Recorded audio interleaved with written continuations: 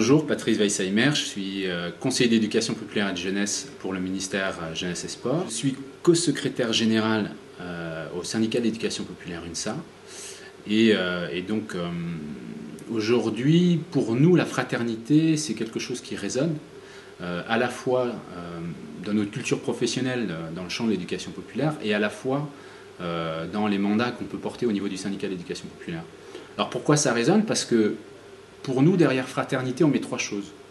La première chose, c'est la question de l'identité, la reconnaissance des identités multiples des uns des autres. Et être fraternel, c'est aussi être en capacité de reconnaître la singularité des autres. Parce que si on ne reconnaît pas cette singularité, on ne peut pas s'inscrire dans une logique démocratique et dans de l'intelligence collective. Donc ça passe par cette reconnaissance-là des identités, des singularités. La deuxième chose, c'est que ça nous oblige à nous mettre en mode empathie.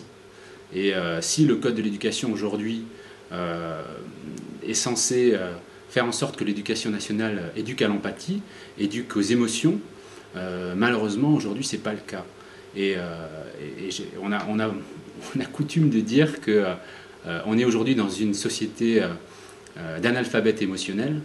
La fraternité doit aussi passer par l'empathie et par l'éducation aux émotions, pour pouvoir gérer tout ça dans sa relation à l'autre et pas être dans une relation de peur, tel qu'on essaye de nous l'amener depuis un certain nombre d'années, que ce soit à travers le débat sur l'identité nationale, etc.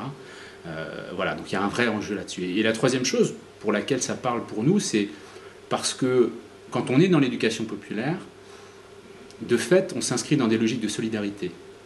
Et la solidarité, ça passe par l'éducation à la coopération, ça passe par le développement d'un certain nombre de compétences.